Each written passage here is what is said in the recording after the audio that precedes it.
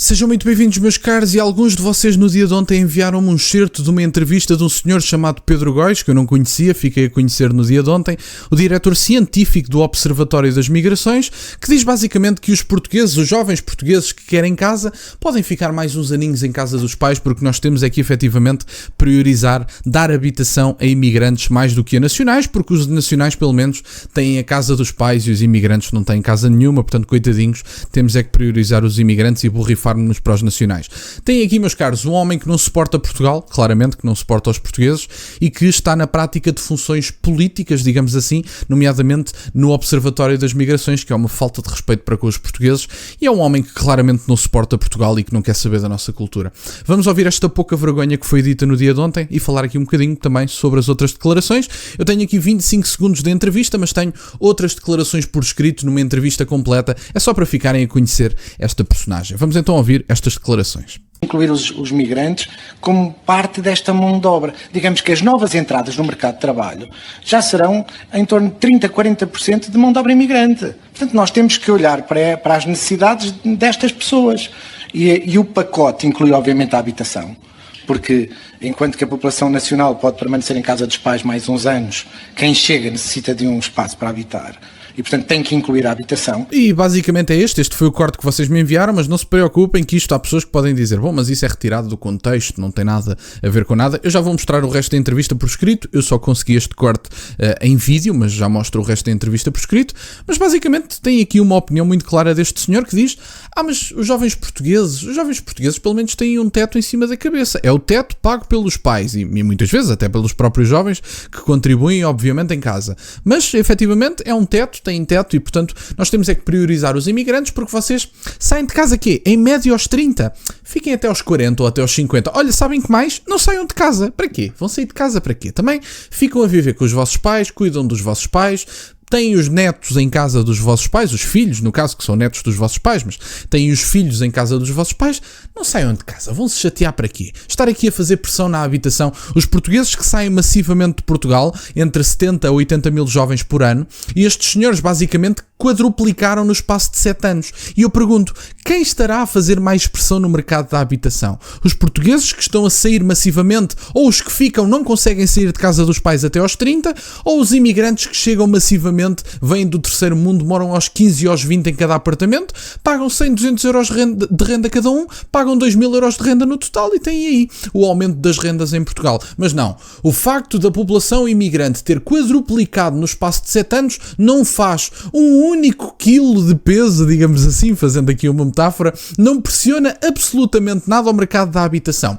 Os portugueses que saem massivamente, esses sim, é que são um peso para a habitação e deviam era ficar em casa dos pais, vão sair também para quê? Como eu vos digo, saiam aos 30, saiam aos 40 ou aos 50, se não conseguirem fiquem por casa, não vale a pena também sair para quê? Querem fazer a vossa vida, querem ter filhos, querem ter a vossa própria casa, não se chateiem com isso, não vale a pena, também, vocês também exigem demais. Enfim, vamos ver aqui o resto da notícia, ver aqui algumas declarações que ainda tornam este senhor mais peculiar do que parece. Vamos ouvir então estas declarações. Ora temos, eu costumo dar um exemplo que choca as pessoas e nas nossas forças de segurança, porque não? Faz para mim sentido que as forças de segurança possam pouco a pouco integrar também esta diversidade que está a chegar. Portanto, as forças de segurança, por que não integrar efetivamente estrangeiros nas forças de segurança? Olha, façam um exército só de estrangeiros.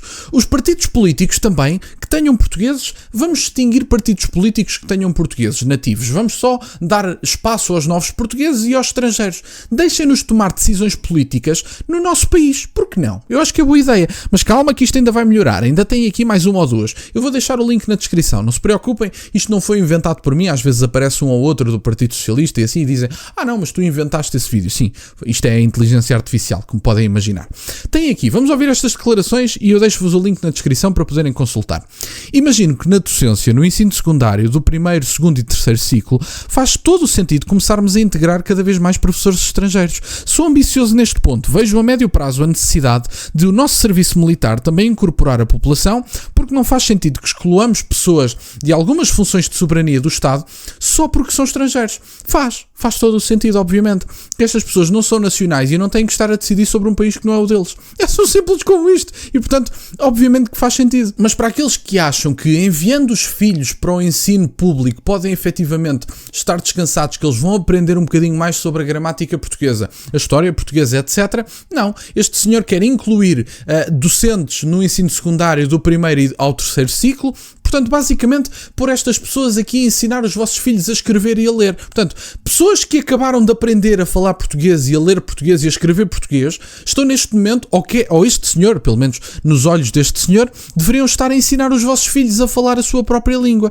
Não deixa de ser interessante. Portanto, é como eu dizia, acabe-se com os partidos que em Portugal tenham portugueses. Não vale a pena. Vamos tirar os portugueses da Assembleia da República, impeçam que um português possa ser eleito como Presidente da República. Eu até sou mais inclusivo do que o Pedro Góis. Por que não? Presidente da República não pode ser português. E parlamentares, portanto, deputados, membros do governo, etc., também não quero portugueses. Ou pelo menos não quero portugueses nativos. Quero os novos portugueses e quero pessoas que ainda não conseguiram a nacionalidade porque ainda não passaram 5 anos. Eu acho que é boa ideia. Deixem-nos governar o país. Por que não? O país é nosso, mas aparentemente passa a ser um bocadinho mais deles, não é? E tem aqui outra, por exemplo, para terminar o vídeo, vou deixar aqui este último parágrafo que eu acho que é interessante. É necessário adaptarmos as nossas ofertas a esta nova ocupação. Eu, se calhar, substituiria ocupação por invasão, mas pronto, isto também já sou eu a ser má língua.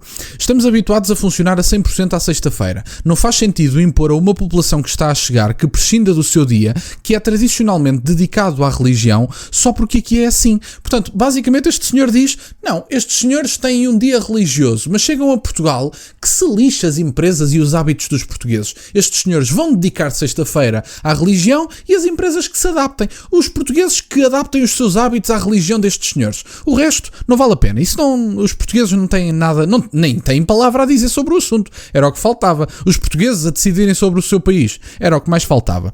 Temos que fazer essa adaptação. Mas, por outro lado, se calhar o domingo vai ser um dia de trabalho para esta população. Algumas das ofertas, designadamente para a guarda de crianças, têm que ser prestadas. E, portanto, este senhor basicamente diz, mas o senhor, sei lá, o senhor José, vamos pôr aqui um nome aleatório, um nome português.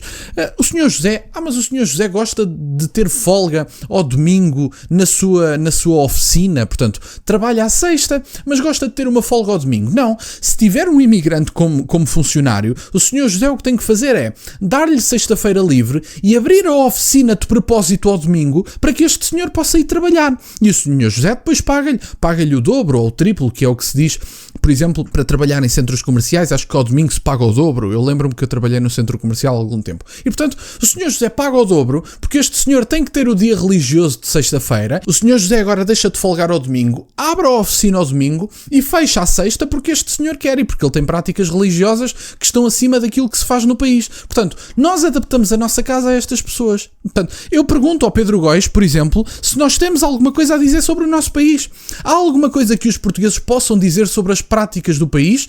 Ou temos que nos adaptar, ou somos nós, portugueses, que temos que nos adaptar a quem vem de fora? É uma falta de vergonha na cara enorme. E, portanto, eu acho que é importante também expor estas pessoas e expor este tipo de declarações, porque este senhor trabalha num observatório das migrações. Não se esqueçam nunca, quando lerem dados dos observatórios das migrações, têm pessoas como o Pedro Góis, que claramente não suportam Portugal nem os portugueses, a definir como é que são dados, como é que são atribuídos as estatísticas e como é que se leem os dados. E, portanto, dados, como sabem, podem ser lidos consoante a vontade de quem os quer ler. E, portanto, saibam que neste observatório em específico tem um senhor como o Pedro Góis a dar-vos estatísticas consoante uma visão muito inclusiva, uma visão autodestrutiva que facilita a invasão da imigração e a destruição de toda a nossa história, de toda a nossa cultura e até da nossa língua. Digam-me o que vos parece nos comentários, façam também as vossas sugestões para podermos ir mais longe e sermos mais inclusivos e autodestruirmos e destruirmos Portugal, a nossa história, a nossa cultura e a nossa língua. Basicamente era isto que eu tinha para partilhar. Quero-vos agradecer imenso por estarem desse lado. Peço-vos só gostem deste vídeo e que subscrevam o canal.